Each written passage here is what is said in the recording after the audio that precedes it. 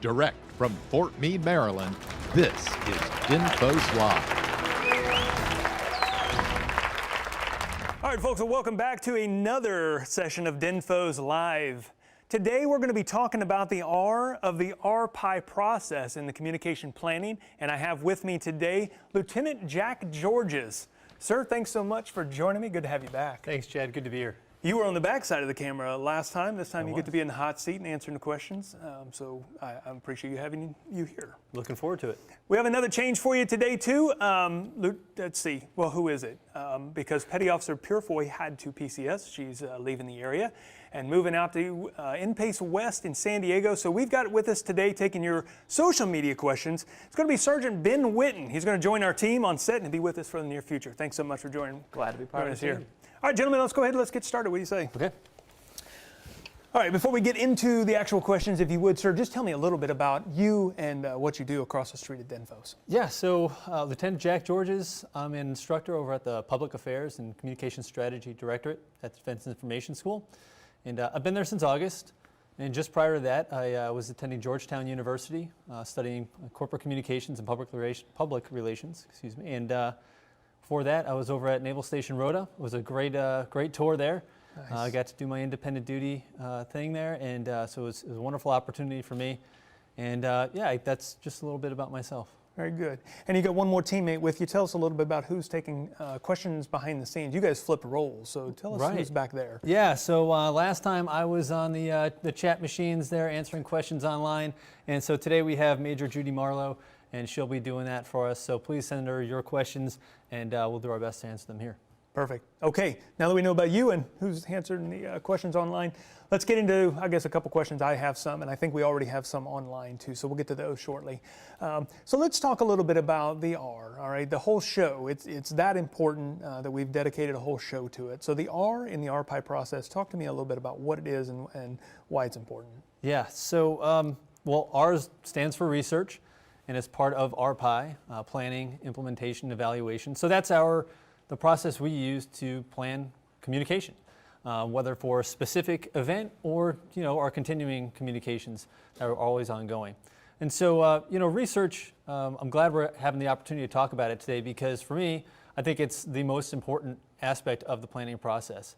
And I think your seasoned public affairs practitioners would agree, and I think anyone new to the field will soon find that out.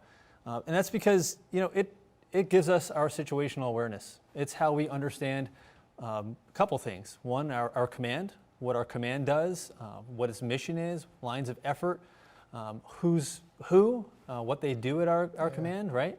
It also tells us, who do we need to be communicating with? Who are our stakeholders? And finally, it tells us a lot about what issues out there that are important, what we need to be tracking, and why they're important, how they relate to our stakeholders, how they relate to our command. So, effectively, if we don't research, then we just don't know what the information environment is, and it's really be operating blind. So, I think as we talk about research today, and as everyone out there is conducting research, I think they'll see that they conduct more research than they realize, and that it's part of the planning, it's part of RPI communication planning throughout. We're doing it at the beginning, we're doing it in the middle, and it's crucial to evaluation as well. So yeah, I think without research, really you can't do the rest. So it basically lays the foundation for the rest of your communication plan. Absolutely. Okay, no, that's great. So what kind of research? What kind of research can you suggest for the folks that are out there that are looking? I mean, the premise of the show is to go beyond the classroom. So let's go a little bit deeper behind what you guys would teach, and I guess for someone in the fleet that would be using it, what do you recommend for them? Sure. So there's several aspects to research, of course. And when you're getting started, you're doing a lot of formative research, right? And this is taking a look to review secondary sources, maybe about a specific issue or demographics of your stakeholders, right? Understanding your command, what it does, how it fits into the larger picture, how are you nested within what your higher echelons are doing, what you're doing in your particular theater. And then, of course, when you can finish doing a communication plan or any communication planning campaign, we want to do some summative research. And that's really taking a look at how we've done, right? And this is part of the evaluation phase, of course. but asking how are we going to answer those questions. And if you do that effectively, all out of that summative research becomes your formative research for the next iteration of a communication plan or any issue that you're working on. So, think of it in those two overarching phases. And then, of course, when you're doing research, there's formal and there's informal research. So you asking me questions is a form of informal research, and we do that all the time. That's as simple as calling your upper echelon PAO, someone you've worked with in the past, talking to your OPSO, or anybody else on the staff or the organization, just finding out what you're doing. If you have an on-base event, just talking to the people who are attending, finding out what's on their minds. So that's a lot of informal research. And more formal research could be maybe some type of primary research that you're doing to get data on what people know about an issue, how they feel about it, or going in there and searching online for articles or other statistics and data points that people have already unearthed and you just can find out. And then, Chad, the only other aspect I would like to point out is, when you think about research, there's kind of two kind of data sets that you can get, right? There's qualitative data and quantitative data. And it's helpful to think of it in those two terms because it enables you to really consider if you've explored the whole topic, right? So quantitative data, I'm sure people are familiar with a lot of this. That's your, statistics, numbers, demographics, the real hard information, right? Typically lots of numbers. And then qualitative data is, hey, how do you feel about something, right? What do you think about an issue? So if I, after this, go around and ask some folks who may have watched today, hey, what did you think about the show? Collecting some of that information would be qualitative. I think Chad did great, but it's probably the other way around, honestly. Maybe. So, I think those are, two separate types of data that we can collect. And, quantitative data is really important. But in public affairs, we deal a lot with how people feel, what they think, and what they do. So, collecting qualitative data is crucially important. We shouldn't overlook that. Do you have any recommendations on like surveys to do that, or do you do that social media polling, or how would one go about that?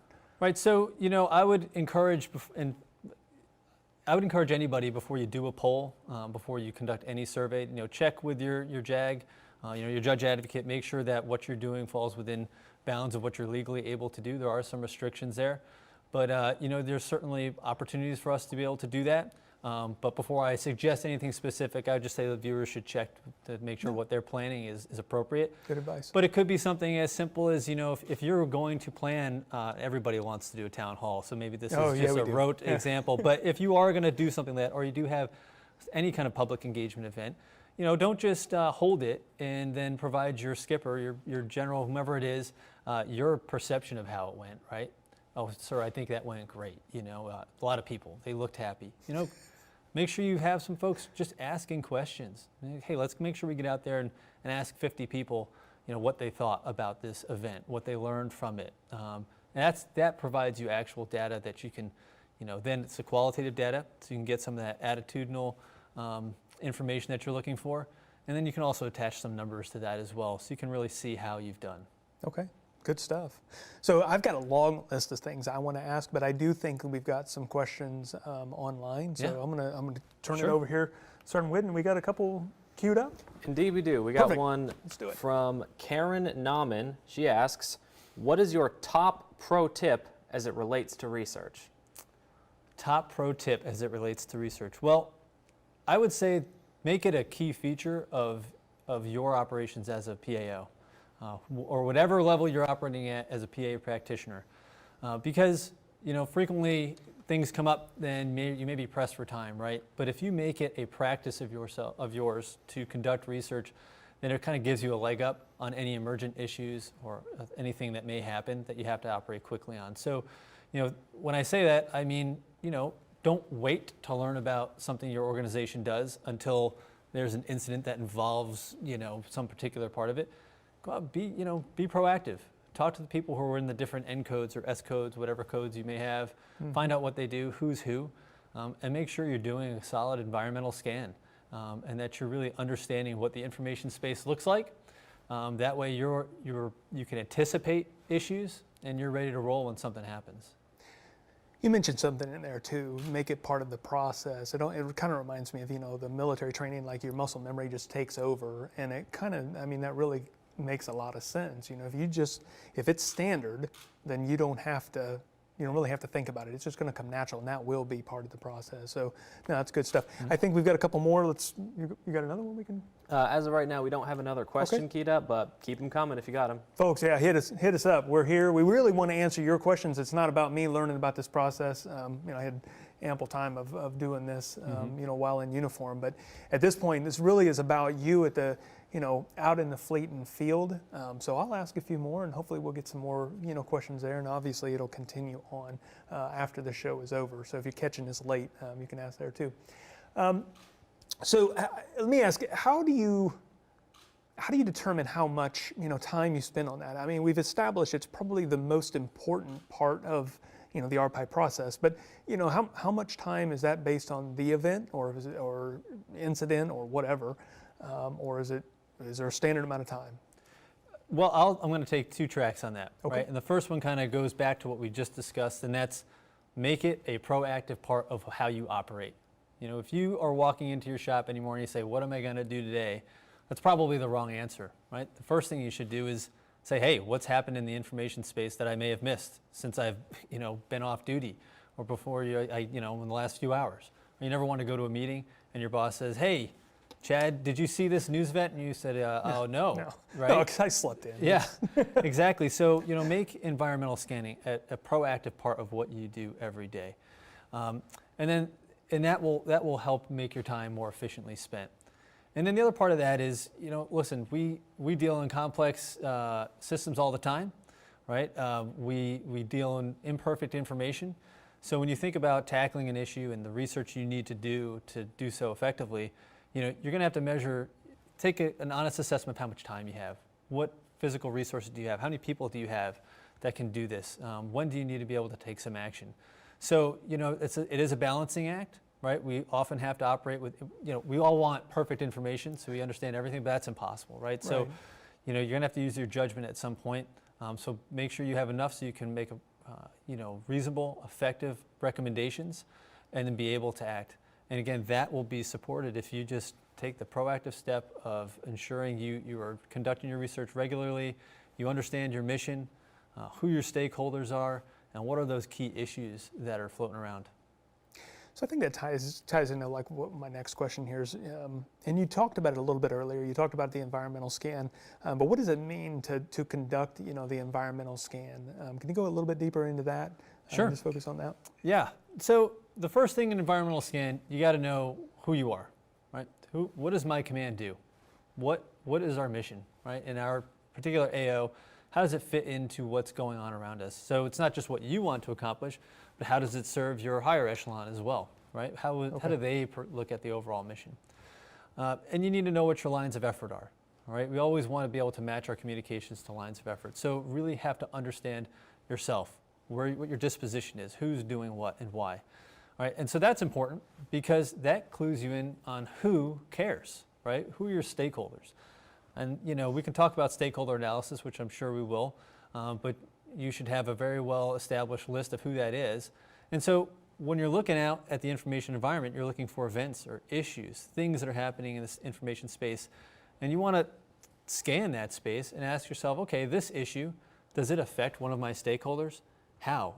And if it affects them, what does that effect have on my operations, right? So you're really kind of looking at those three things, right? Yourself, your stakeholders, and the issues out there, right? So how do those issues affect your stakeholders? How do they affect you? What's that interplay? Because you want to be able to, when you go into a meeting, say, hey, ma'am, this event's ongoing, right? It affects one of our key stakeholders, and that's how it can impact us, right? So this is why we need to track it and consider taking some action. Good points. So since we're talking about the environment, you just came from a little bit of a unique environment. You were over in African Lion in Morocco. How was that experience? Well, Chad, it was almost as good as sitting here talking with you, I'll tell you that. But it was great. It's a beautiful country, and the people were amazing. The hospitality was, off the charts. The food was fantastic. If you like lamb, that's the place to go for sure. But we spent a week training Moroccan officers Some of them are, full-time public affairs folks. Many of them were not, and so this is kind of giving them an inside look at what public affairs is and what communication planning is all about. And I'll tell you, I was really impressed with their officership, the professionalism of them all, and their inquisitiveness, because they're asking a lot of the same questions that we are. Hey, what do I need to communicate on, and who do I need to communicate with, and why the heck do I need to do that? Right. So it was a really good opportunity to just understand we're not the only ones thinking about this stuff, to build some relationships and see how they do things differently. And what does that mean for us when we're all working together in a joint space, a combined space? How do we most effectively work together? But of course, building those relationships is incredibly important. Still in touch with some of those folks. And so, yeah, I wouldn't trade that experience for anything. That's great. I'm envious. Rhoda, Morocco, we've been in a lot of the same places, I think, yeah. Being stationed over there. Very cool. And did you train just the Moroccans, or did you work also with the American troops, or was it kind of a split mix, or how did that work? Yeah, so we were specifically there to train the Moroccans, and so we were really at the front end before the exercise took off. So okay.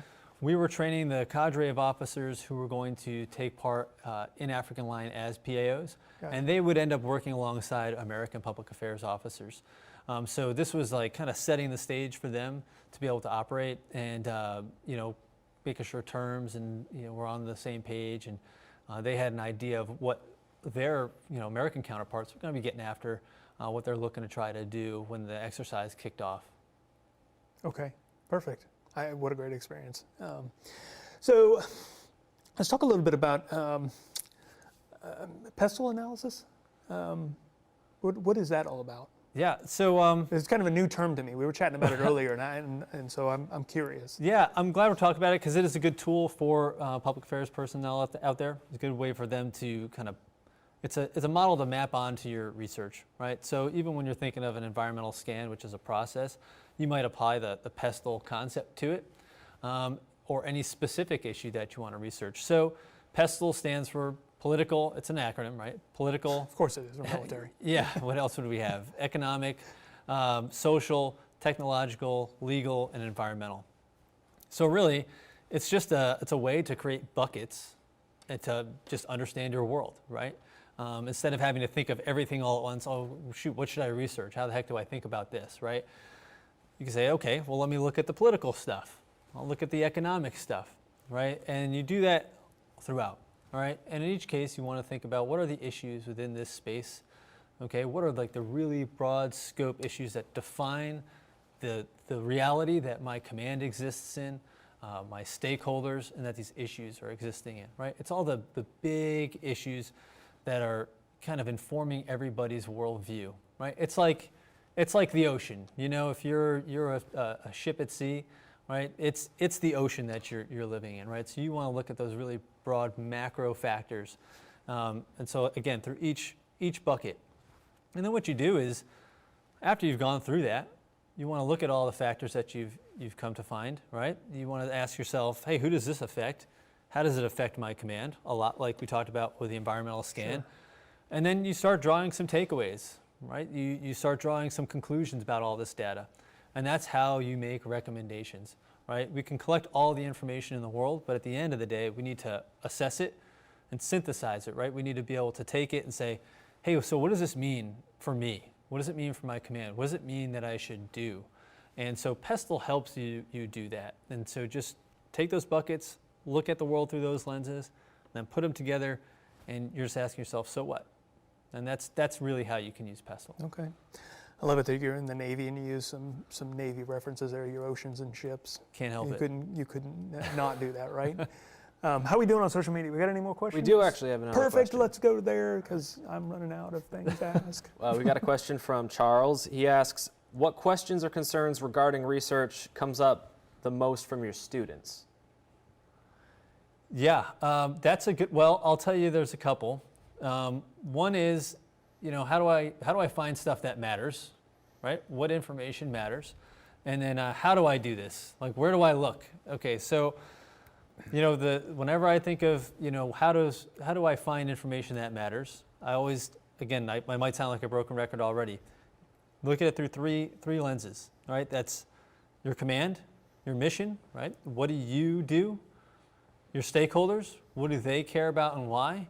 And what issues are out there, right? It's a triangle, and you're really concerned with how they each impact each other and how you can contribute in that space to help define an issue, help correct the record if there's an issue there that needs correcting, right? So that's when you're thinking of what to look for. Always keep in mind those three factors: what issues there are, the stakeholders, how does it matter to them, and what you're doing in the information space. And then as far as finding data, right? I mean, look, we are public affairs professionals, and we're in the military, and we may not have the most robust research tools at our disposal, depending on what echelon you're at. Or if you're in the Pentagon and you can't get on any websites. Yeah, exactly, right? So you may have some challenges, and maybe your command has some more resources than another, and maybe you're really limited, but there's a tremendous amount of data out there on the old Google machine. I mean, that's for sure, right? You know, Google will turn up a lot of stuff for you. Yep. So kind of think about where to look. Hey, you can go ahead and pop something in the search bar, but you know, you want to look beyond the first page and the first few returns that you always get.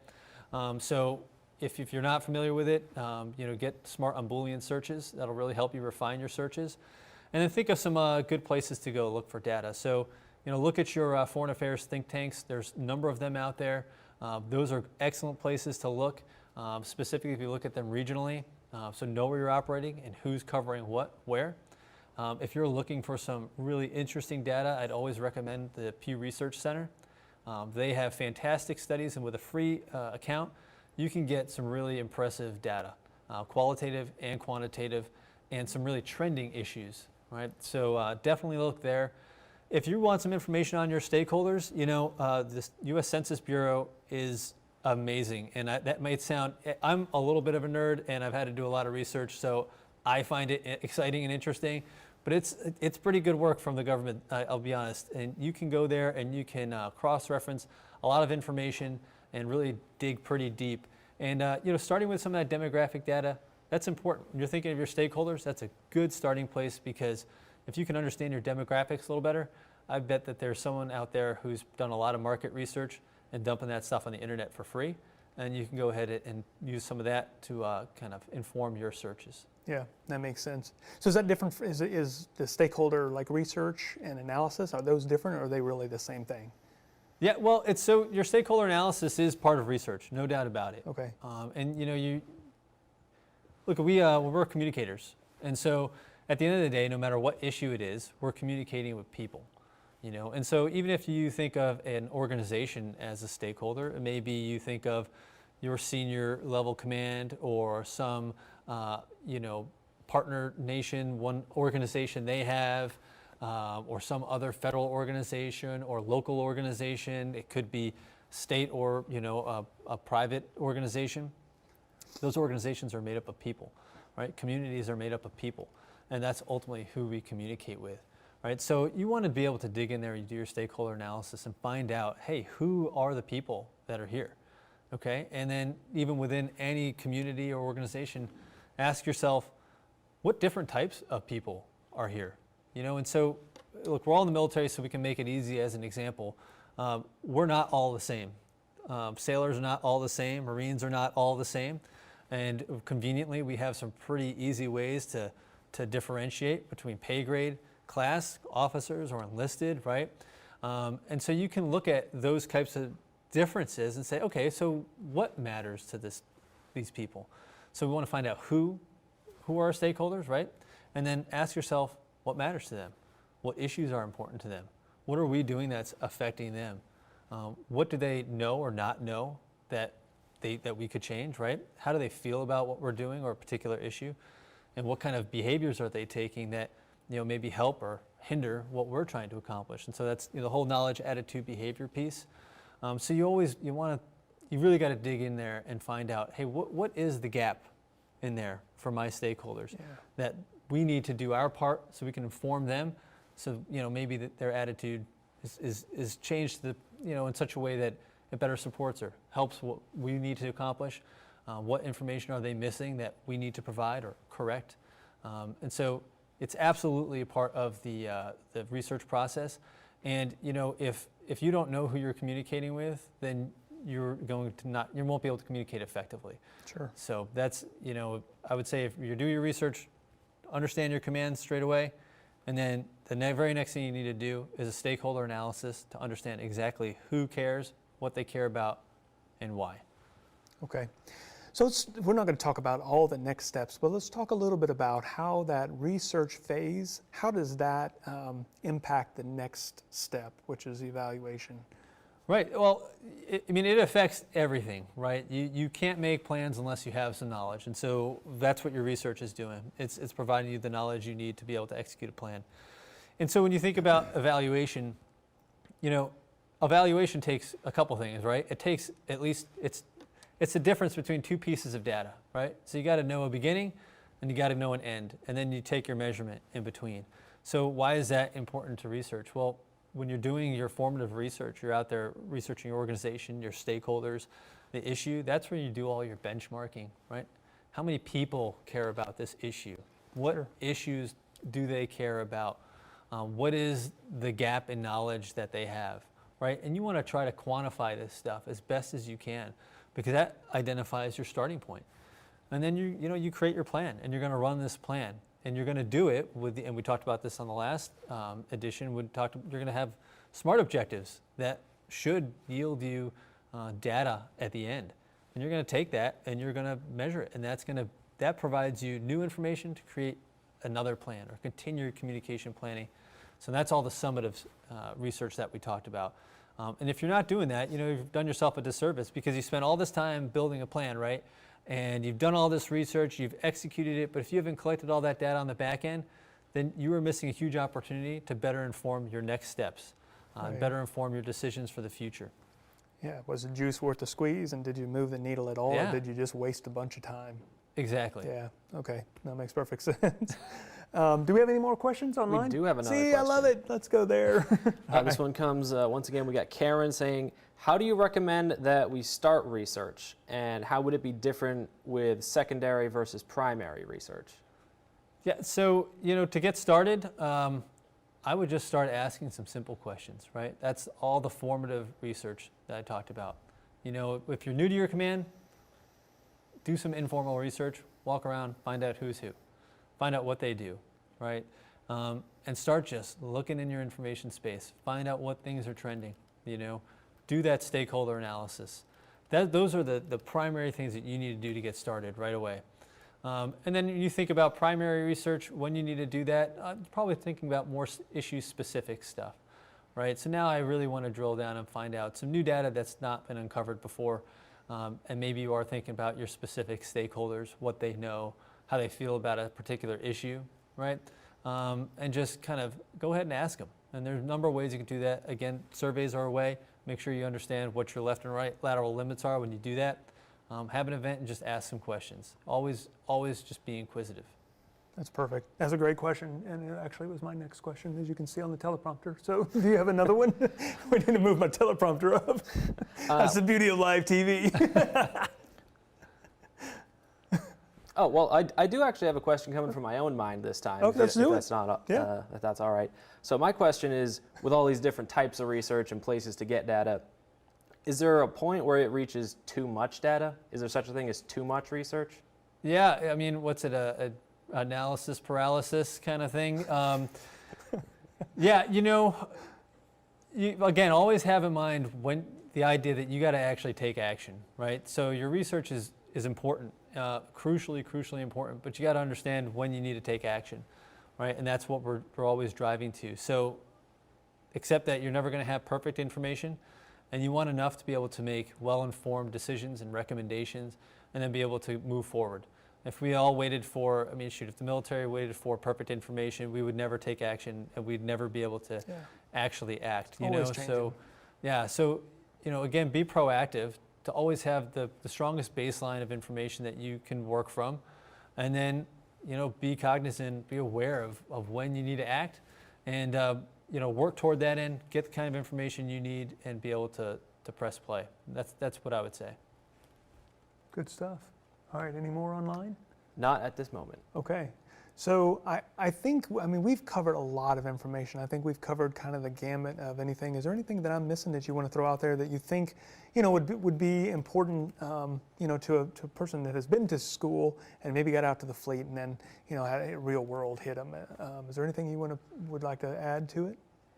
Yeah, a couple things. We didn't rehearse this part, What? so No, here you go. no, we didn't. That's okay. We can make it up as we go. So the first thing is, I would say, we all end up with a wide, body of experience, right? And that's great because it helps us reference what's going on, But just because you have a lot of experience, don't think that means you have the answer for the very next thing, just based on your experience, right? And we all have a tendency to do that. Oh, this is something similar. I'm going to go do this. Don't jump straight to your tactics or just taking action. Take a minute to question your assumptions, right? And not just your assumptions. Take a minute to question the assumptions of your commanders, right? Because they're going to come to you and say, we need to address this issue. I want you to do this. And your boss is going to have a pretty good pulse of the organization, what's going on, right? But they're also not the PAO. Right, you have the unique responsibility of understanding the information space and how it affects your organization and what you're trying to do. So even when they come to you and say, we have this problem, we need to do something about it right now, okay, thank you, ma'am, and then we'll get on that. But when you get on it, when you're going to take action, the first thing you should do is research it. Understand, is that really the right question that we're asking? Is that really the problem? Is that a symptom of something deeper that we need to look at and address? So always question those assumptions. Yours, your superiors, right? Your peers. Yeah. Question those assumptions, run them to ground, and give yourself the space to really make some good decisions and remain open-minded. Because if we just jump to conclusions and start taking action, well, we won't be able to effectively measure results and then actually accomplish anything. In which case, we're not value added to the process. Sure. Because that's what your skipper really needs you to be, is add some value and help, accomplish the mission. Advise. Sometimes Exactly. it's just advise, and that may steer the direction you go in. Right? Yeah, Absolutely. No, that's perfect. So you talked about some organizations you could get information. Are there other sites? I mean, almost every show, Pavilion comes up. Is there information on Pavilion that could help a person that's trying to do the research or the whole RPI process? Absolutely. So, as far as doing research, some of the things I suggested earlier, go ahead and look there. For more just guidance on how to do some research, what types of information you're looking for, or PESTEL analysis. We didn't get into a SWOT analysis, which is an analysis of your strengths, weaknesses, opportunities, and threats. Really important to do, because if PESTEL is that outside look, SWOT is that inward look, and that's really important to take. But Pavilion can offer a lot of good insight of how to do that, provide some templates and tools for doing so. I think Major Marlowe's probably been posting some of that stuff out there. Stakeholder analysis and understanding how to do segmentation, because I'll tell you, with stakeholder analysis, you can get really, really deep. The better you understand someone, the better you can communicate with them. So we really want to drill down as far as we can on that. So please, for all the communicators out there, check out Pavilion. It has a lot of resources on there that will help you be able to conduct research effectively and apply it to creating a plan. Perfect. And we're going to do a full show on Pavilion coming up in a couple months. So we'll get into that and go into much more detail on that. Great. So I appreciate your information. We're going to try something different before we actually wrap the show. We're going to do a shout out to, we're trying to find communication professionals who are out there making a difference in the communication world. And I've identified one. I'm just going to start out with it. So First Lieutenant, recently promoted. Her name is Kayla Olsen, O-L-S-E-N, very active on LinkedIn. And so this is an opportunity for me to tell you what she's been doing. She just finished a rotation in Norway. She was building partnerships over there and doing stuff. Check out the infographics that she has done. She took dry erase boards, they're like 2 foot by 3 foot in size, and drew these spectacular infographics. They're informative, but they're also visually kind of compelling. So check those out. They're all on there. And if you've got people that you think that are out there and they're exceptionally engaging on social media or doing some amazing communication for their unit, please give us a shout out. Either post it here in the comments or hit me up on either LinkedIn or on Twitter. It's Chad McMean. That's the name of my my thing. Those are my official ones. So we'd love to hear from you, and we'd love to give a shout out. And hopefully she'll repurpose this and get all the interaction. She's super engaging. I think when she got promoted, she had like 3,000 interactions with her posts. So kind of incredible. Doing great work, and a Naval Academy grad, which is pretty awesome. So with that, gentlemen, I think we've covered a lot of information. Thank you for coming in. Thanks, Chad. It's a pleasure. Today. Sergeant Whitten, I appreciate it. Hey, folks, we're coming up on the 4th of July long weekend. I got to do my safety brief. Please be safe out there. If you're traveling or doing water sports, it's supposed to be hectic on the roads. If you can afford the gas money these days, be safe, and happy birthday, America. Thank you all for joining us today for this show. Thank you, gentlemen, for helping us out on the set, and we'll see you next month.